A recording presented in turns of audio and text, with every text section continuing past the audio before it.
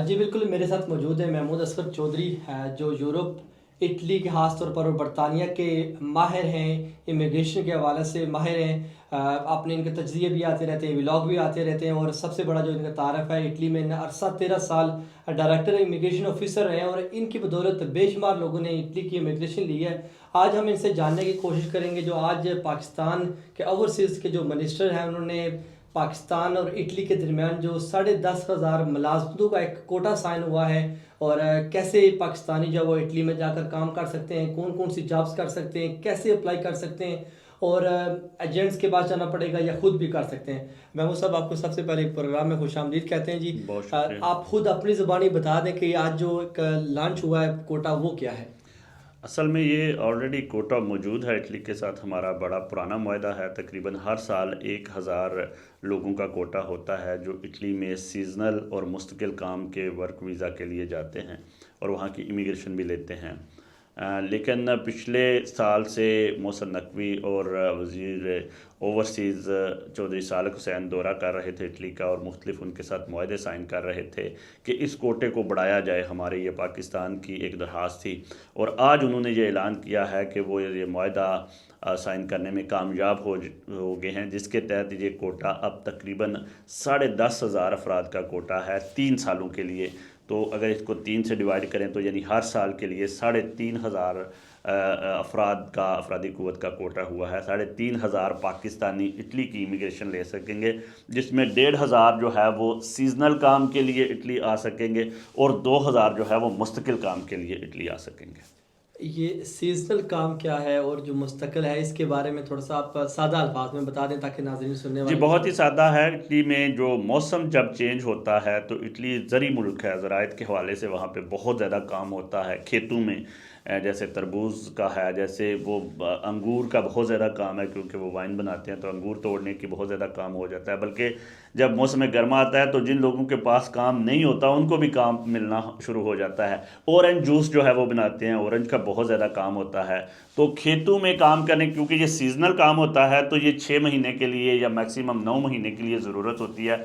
इसके अलावा जो होटलिंग का काम है वो भी सीज़न में आता है। हमारे उसका जो नॉर्थ में बोल्जानो में कुछ होटल हैं जो कि गर्मियों में फुल हो जाते हैं, लेकिन सर्दियाँ आती हैं, बर्फ़बारी होती है तो फिर उनकी इतनी ज़रूरत नहीं रहती। तो वो कहते हैं हुकूमत को कि हमें पूरे साल के लिए वर्कर नहीं चाहिए, हमें सीजनल काम के लिए वर्कर चाहिए।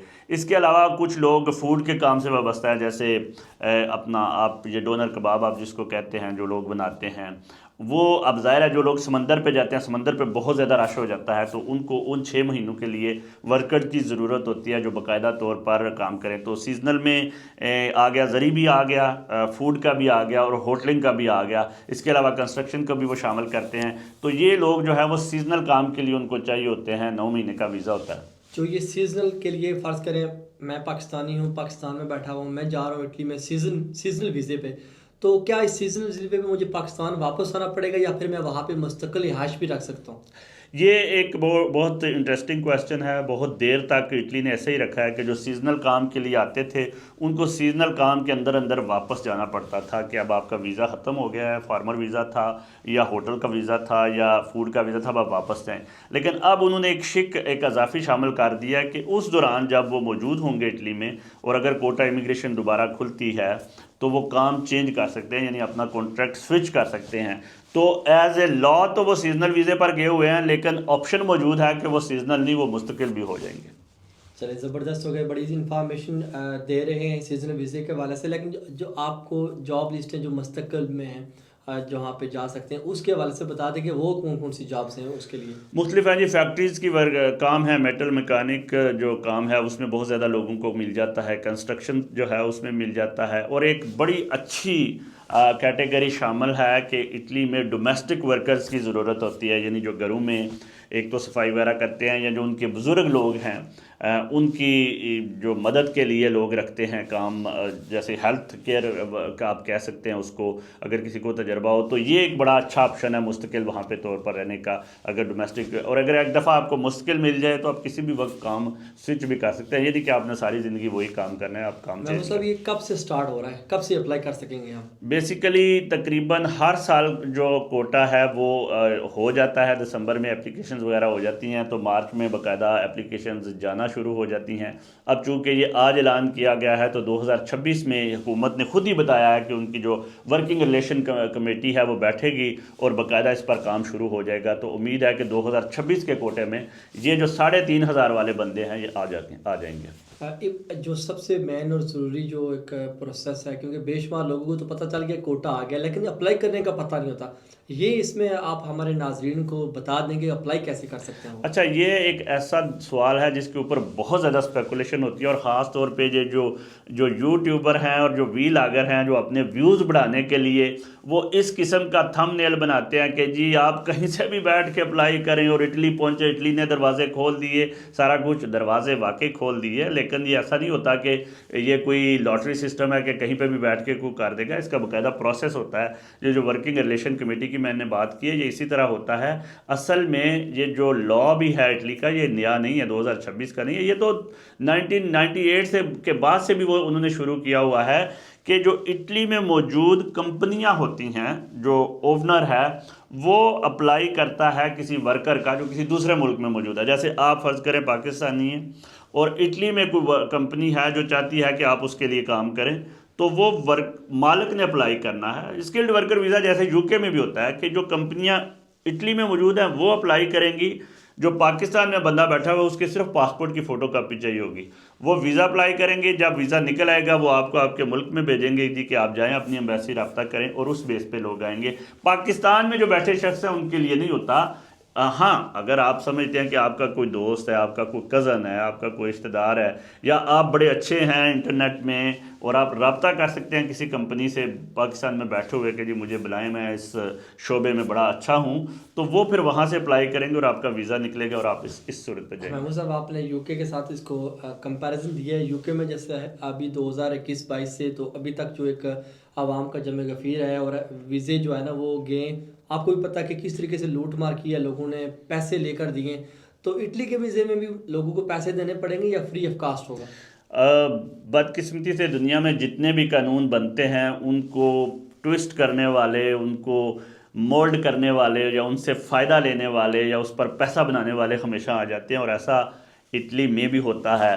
अब ज़ाहिर है अगर तो आपका कोई कज़न है, आपका कोई दोस्त है, आपका कोई भाई है, तो अगर वो किसी कंपनी से बात करेगा तो इटली में जो कंपनी वीज़ा निकलवा रही है उसको तो कोई पैसे नहीं लगेंगे। उसको तो सिर्फ वो एक टिकट होती है, डाक टिकट 16 और 20 यूरो की, उसके ऊपर वो आपका अप्लाई हो जाता है। लेकिन ये जो बीच में लोग एजेंट आ जाते हैं वो कहते हैं कि जी मैं आपको ले देता हूँ फ़लाना मालिक से, उससे वीज़ा निकलवा देता हूँ, ऐसा होता है बदकिस्मती से, जो कि होना नहीं चाहिए। बहरहाल वो जो वीज़ा निकल आ रहा है उसका तो कोई ख़र्चा नहीं होता, लेकिन लोग इस पर पैसा बनाते हैं और ये एक ऐसी चीज़ है जिसको रोकना शायद हुकूमतों के बस में भी ना हो। बहुत से ऑपरेशन किए जाते हैं, यूके में भी होते हैं, इटली में भी इस तरह के ऑपरेशन होते हैं, लेकिन ये इतने कामयाब नहीं होते क्योंकि जो साइल होता है उसको तो वीज़ा चाहिए होता है। वो खुद कहता है हाँ हम यहाँ से इस चैनल पे बैठ के आपको ये ज़रूर कह सकते हैं कि प्लीज़ किसी भी शख्स को ऐसे पैसे ना दे दीजिएगा कि जी मैं आपको गारंटेड वीज़ा निकलवा के देता हूँ, आप पहले वीज़ा चेक कर लीजिएगा कि आपका वीज़ा लगता भी है या नहीं, क्योंकि फ्रॉड भी होता है इसमें। दो क्वेश्चन है, क्योंकि एक आपने बोला जी कि आपका रिश्तेदार कज़न वगैरह हो तो वो आप अप्लाई कर सकता है। क्या किसी दोस्त या रिश्तेदार का इटली में होना ज़रूरी है जो आपको अप्लाई करवा सकता है? और दूसरा नंबर, ये इन लोगों से बचने का कोई तरीकाकार है कि आप डायरेक्टली खुद ही उन कंपनीज को रीच आउट कर लें? जी बिल्कुल, इसका बचने का तरीक़ाकार है। दोस्त या उसका कज़न मैं इसलिए कह रहा हूँ क्योंकि आपका कॉन्टैक्ट नहीं होगा दूसरे मुल्क में, आपको क्या पता कौन सी कंपनी इस वक्त डिमांड कर रही है काम की। हाँ, आजकल गूगल, एआई और दीगर चीज़ों ने दुनिया आसान कर दी है। मुख्तलिफ ऐसी एजेंसीज़ भी हैं जो हेल्प करती हैं आपका काम तलाश करने में। अगर आप उनके साथ राब्ते में हों और अगर आपको वो लीगली वहाँ से किसी कंपनी से वीज़ा निकलवा के दें तो इस तरीके से बचा जा सकता है। वरना तो फिर ज़ाहिर है वाकफियत की बेस पे ही होगा। एक कंपनी जो इटली में बैठी हुई है उसको क्या पता कि जिस बंदे को वो बुलाने जा रही है वो अच्छा वर्कर है या नहीं, तो इसलिए ये इस तरह की ज़रूरत पड़ती है। हाँ, एक और ऑप्शन है जिसमें आपका कज़न, आपका रिश्तेदार, आपका भाई मदद कर सकता है और उसको किसी कंपनी से रब्ता करने की भी ज़रूरत नहीं है।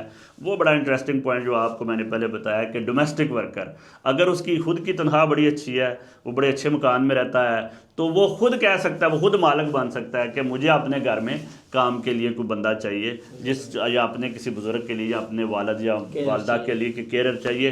तो ये एक ऑप्शन है जिसमें बहुत अच्छा आपको गारंटेड भी है कि फ्रॉड नहीं हो रहा, और आपको ये भी गारंटेड है कि ये कोई कंपनी के हाथ में मुझे बेच नहीं देगा, ये खुद ही अप्लाई कर रहा है। जैसे आपने बोला जी कि आपका अगर इटली में कज़न दोस्त वगैरह है तो वो अप्लाई कर सकते हैं। इसमें इटली में बेशुमार लोग देख रहे होंगे जो अपने अजीज़ व अक़ारब को बुलाना चाह रहे होंगे। मेरा सवाल ये है कि उनको ये तो नहीं हुकूमत कहेगी जी पहले आप इटली से बंदा लें और उसके बाद आप बाहर पाकिस्तान के लिए अप्लाई करेंगे? टेक्निकली बहुत बहुत ज़बरदस्त क्वेश्चन आपने किया, मैं हैरान हूँ आपके जो नॉलेज पर, माशाल्लाह बड़ी अच्छे गिरफ्त है आपकी। बिल्कुल इसी तरह होता है, एक ऑप्शन होता है कि आप पहले जो लोकल ऑफिस होता है उसमें अप्लाई करते हैं कि मुझे वर्कर चाहिए, लेकिन ऑप्शन आपके पास होता है, आप इंटरव्यू करके कह सकते हैं कि नहीं जी मुझे आपने जो वर्कर भेजा मुझे पसंद नहीं आया। या फिर एक टाइम लिमिट होती है, अगर फ़र्ज़ करें आप 15 दिन के लिए अप्लाई करते हैं, अगर कोई जवाब नहीं आता तो इसको कहते हैं कि लीगली आप अब बाइंडिंग नहीं रहे, आपने अपनी कार्रवाई डाल दी, महकमे ने आपको कोई बंदा नहीं भेजा, तो अब आप कह सकते हैं जी मैंने 15 दिन वेट किया था, अब तो मैं अप्लाई करने लगी हूँ। तो ये एक फॉर्मल सी प्रोसीजर है, ये हुकूमत करती है। हमारे नाजरीन को समझ आ रही होंगी बातें। महमूद साहब, आप press club of Pakistan UK के सदर भी हैं और आप जज्बा न्यूज़ पे व्लॉग भी करते हैं, क्योंकि और सबसे बढ़कर आप इटली में 13 साल आपने इमिग्रेशन पे काम किया और डायरेक्टर रहे। आप किस तरीके से जो पाकिस्तान में लोग हैं, बेशुमार लोग हैं जो इस डिज़र्व करते हैं वहाँ पे जाना, उनको आप किस तरीके से पर्सनली हेल्प आउट कर सकते हैं? आपका कोई ऐसा प्लेटफॉर्म या आप कोई ऑफ़र करते हैं कि प्लेटफॉर्म? जी मेरा शुरू से ही रहा है, पिछले कह सकते हैं कि 10-12 साल से मैं मुख्तलिफ कॉलम्स लिख रहा हूँ। और ये जब शुरू हुआ था प्रोसेस, ये अब तो सिर्फ 3000 का कोटा हुआ है, जब अभी कोटा 1000 का था तब से लोगों को इन्फॉर्मेशन दे रहा हूँ। कॉलम्स मेरे तकरीबन 400-500 कॉलम इमिग्रेशन पर मौजूद हैं, सिलसिलेवार किसवार कॉलम मौजूद है। मैं व्लॉग कर रहा हूँ, हर बंदे को जो है वो इन्फॉर्मेशन पहुँचा रहा हूँ। एज ए सहाफ़ी यही मेरा काम है, एजेंटी मैं नहीं कर रहा और ना ही मैं करूँगा फ्यूचर में। मैं आपको रास्ता दिखा सकता हूँ कि ये रास्ता है, इस रास्ते से आप एजेंटों से बच सकते हैं, आप फ्रॉड से बच सकते हैं, आप लीगल तरीके से आ सकते हैं। और मैं समझता हूँ कि बहसीयत सहाफ़ी यही मेरा काम है कि मैं पर्सनली लोगों को जो राइट डायरेक्शन है, जो सीधा रास्ता है जिसमें वो फ्रॉड से बच सकते हैं, वही दिखाऊँ। ज़बरदस्त हो गया। महमूद साहब, पाकिस्तान में बेशुमार लोग व्लॉग्स भी करते हैं, सोशल मीडिया पे पोस्ट भी करते हैं, कॉलम भी लिखते हैं कि जब भी इटली के हवाले से कोई वीज़े वगैरह ओपन होते हैं तो उस लोग कहते हैं जी ये फ्रॉड है, क्योंकि जो इटली की अपॉइंटमेंट्स हैं वो ही नहीं मिलती। तो उसके हवाले से क्या कहना चाहते हैं? जो भी किसी भी मुल्क से किसी भी बंदे का वीज़ा लीगली निकलता है उसको आप फ्रॉड तो नहीं कह सकते। जहाँ तक इस बात का तल्लक है कि इटली की इमिग्रेशन के हवाले से जो एम्बेसी के मसाइल हैं और कई साल से हैं कि अपॉइंटमेंट नहीं मिलती, और इस सिलसिले में इटालियन एम्बेसी ने बहुत दफ़ा इसको चेंज करने की कोशिश भी की है। मुख्तलिफ एजेंसीज़ को, फेडेक्स को दिया, फिर एक दो और एजेंसी को दिया, आजकल BLS को कॉन्ट्रैक्ट दिया हुआ है, और वो बार बार अपनी वेबसाइट पर लगाते रहते हैं कि आप किसी को पैसे ना दें, इस जो है वो वेबसाइट के ज़रिए अपॉइंटमेंट लें। तो मेरे ख्याल में अब काफ़ी बेहतर हुआ है। ये कहना कि अगर किसी को अपॉइंटमेंट नहीं मिल रही तो इसमें कोई सिस्टम की ख़राबी है या वो वीज़ा जैली है, ऐसी बात नहीं है। वीज़ा असली होता है, अपॉइंटमेंट मिलने में ताख़ीर हो सकती है, और बाय लॉ अगर आपको वीज़ा यहाँ से इशू हो गया तो आपका वीज़ा लगना भी चाहिए। वीज़ा क्यों नहीं लगता, वो एक बड़ा इंटरेस्टिंग क्वेश्चन है कि हमारे यहाँ बहुत से लोग जो है वो बिल्कुल ही फ़ारग होते हैं, यानी वो इन्फॉर्मेशन जहाँ तक तो ले लेते हैं कि वीज़ा निकल आया अब क्या करना है। अब सिंपल क्वेश्चन है, आप फ़र्ज़ करें एग्रीकल्चर के वीज़े पे आ रहे हैं तो वो आपसे एम्बेसडर पूछता है कि भाई क्या तजर्बा है आपका, तो आप कहें मैं तो ICM में करके आया हूँ या मैं तो वो कहेगा कि इसका इससे क्या तल्लक है। तो ऑब्वियसली वो इसमें ये उसको राइट होता है कि वो आपसे 2-4 सवाल कर सकता है, लेकिन ये कोई इतने बड़े सवाल नहीं होते, कॉमन सेंस के सवाल होते हैं। और उस शोबे से मुतल्लिका आप इस सिलसिले में भी मेरी वीडियोज़ मौजूद हैं व्लॉग पे कि इंटरव्यू जाना है तो कैसे देना है। अच्छा महमूद साहब, इसके लिए एजुकेशन भी मस्ट ही है कोई? जैसे इंग्लैंड आने के लिए आपको इंग्लिश ज़रूरी चाहिए होती है, या फिर आप किसी स्टडी के लिए आ रहे हैं तो आपको स्टडी भी चाहिए होती है, या फिर आप किसी एक ऐसे वीज़े पर आ रहे हैं जो स्किल वर्कर है तो उसका स्किल होना चाहिए। तो ये प्लीज़ आप बता दें इसके। ये very low skilled worker visa होते हैं जी इटली के लिए। इसमें इटली की लैंग्वेज तो वैसे भी वहाँ पे बैठ के आ नहीं सकती, और यह कोई ऐसी रिक्वायरमेंट नहीं है कि आपको इंग्लिश आती है। क्वेश्चन ज़रूर कर सकता है एम्बेसडर कि जी आपको तो इटालियन आती नहीं तो आप काम कैसे चलाएंगे। या फिर आपने वीज़ा कैसे लिया, वो ये जानने की कोशिश करता है कि फ़्रॉड पैसे दे के तो नहीं लिया ये वो। उस वक्त आपको थोड़े कॉमन सेंस और जनरल नॉलेज इस्तेमाल करना पड़ेगा। जैसे आप कह सकते हैं मेरा दोस्त है वहाँ पे, उसने रब्ता करवाया था, वो पूछेगा कि आप एक दूसरे से मिले नहीं तो मालिक का तुम पर एतबार कैसे होगा। आप कह सकते हैं हमारा आजकल तो व्हाट्सएप पे मेरा उसने इंटरव्यू ले लिया था, लाइव कॉल कर ली थी, जूम हो गई थी। वो पूछेगा तो तुम्हें तो ज़ुबान नहीं आती तो इंटरव्यू कैसे कर लिया, तो आप कहेंगे मेरा दोस्त साथ बैठा था, या हमने जो है वो टूल्स इस्तेमाल किए और मैं उसको ये बावर यानी कराने में कामयाब हो गया कि I am the suitable candidate for your job. और इस तरह आप इन चीज़ों से भी बच सकते हैं। मैं वो सब कुछ ऐसी चीज़ें जो मैं ना पूछ सका हूँ, क्योंकि आपको ज़्यादा मालूम है, वो नाजरीन तक पहुँचा सकते हो तो प्लीज़ पहुँचा दें। तो मेरे पास जितने क्वेश्चन थे जो नाजरीन ने भी पूछ रहे थे, जो पर्सनली मेरे भी इल्म में यही था जो मैंने आपसे पूछना था। अगर आप कुछ ऐसा जानते हैं जो मैं ना पूछ सका तो प्लीज़ वो बता दें। बहुत रेलेवेंट क्वेश्चन थे आपके, तमाम चीज़ें आपने कवर करने की कोशिश की, जिसमें सारा इमिग्रेशन यानी एम्बेसी की अपॉइंटमेंट को भी आपने डिस्कस किया, हमने इंटरव्यू को भी डिटेल से समझा दिया। और इसके अलावा एक ऑप्शन मैं आपको दोबारा बता देता हूँ, जब भी ये डेट का ऐलान होगा तो इटली में आपने ना तो किसी को कोई पैसे देने हैं, ना ही कोई किसी को कोई चीज़ रिक्वायर्ड है। जो कंपनी आपके लिए अप्लाई करेगी उसको आपके सिर्फ पासपोर्ट की फ़ोटोकॉपी चाहिए होगी और उसके बाद वो अप्लाई करेगा। लेकिन आप प्लीज़ जब आपको कोई पता चले कि किसी ने आपका अप्लाई कर दिया है या निकल गया है तो भी किसी को पैसे ना दें। वो आपको अपनी उसकी रसीद वगैरह भेजेगा और उसके ऊपर आप सारी डिटेल खुद भी जानने की कोशिश करें, आपका काम कौन से इलाके में है, कितने घंटे का काम होगा। और ये बेसिक आपकी मदद होगी बाद में जब आप इंटरव्यू देने जाएंगे, तो उसके बाद आप जो है वो इटली आ सकेंगे। हमेशा एक ही अपील होती है, एजेंटों के हाथों में नहीं चढ़ना। और किसी भी फ्रॉड बंदे के हाथ में जो आपको ये कह दे कि जी आपका वीज़ा अप्लाई हो गया, मुझे पैसे दे दें, मैं दोबारा बात करूँगा, ये एक वेरी इंपॉर्टेंट बात जेन में रख लें। 3,500 का कोटा बहुत ही कम है अभी भी, हालांकि हुकूमत इस पर कह रही है और बड़ी अच्छी बात है, 1,000 से उन्होंने 3 गुना ज़्यादा कर दिया। लेकिन ये जेन में रखिएगा कि एप्लीकेशन अप्लाई करने वालों की तादाद 50,000 से भी ऊपर होगी। तो उसमें से आपकी जो निकलने के चांसेस हैं वो इसलिए कम है कि ये इलेक्ट्रिकल किस्म का कंप्यूटर का तरीका होता है कि जिसकी जितने मिली सेकंड के अंदर एप्लीकेशन आ जाती है सिर्फ उसी की अप्लाई होती है। फ़र्ज़ करें अगर आपने 9 बजकर 1 मिनट पे अप्लाई किया है तो उसके बाद मिली सेकंड शुरू हो जाते हैं कि इतने सेकंड पे आई, इतने सेकंड पे आई। तो ये गारंटेड नहीं होती कि आपने अप्लाई किया तो आपका निकल ही आएगा। इसलिए किसी भी बंदे को पैसे देने की ज़रूरत नहीं है जब तक आपका वीज़ा ना निकल आए। मैं वो सब आखिरी क्वेश्चन है कि इसमें अगर फ़र्ज़ करें आज मैं अप्लाई करता हूँ तो टोटल दौरानिया कितना है, कितने अरसे में ये वीज़ा प्रोसेस हो जाएगा और इटली में पता चला जाएगा? अभी जिन लोगों का अभी रिसेंटली दिसंबर में जिन लोगों ने अगले मार्च में उनके निकलने, उन्होंने दिसंबर के अंदर अंदर अप्लाई कर दिए थे और नेक्स्ट जनवरी की कुछ डेटों में वो क्लिक डे भेज देंगे।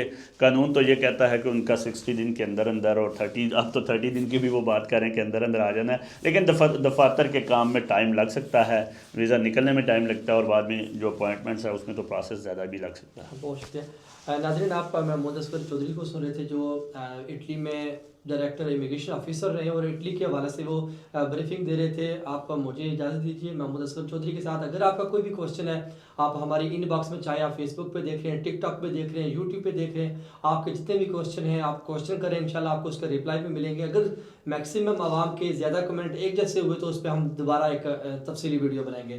तब तक के लिए अल्लाह हाफिज़।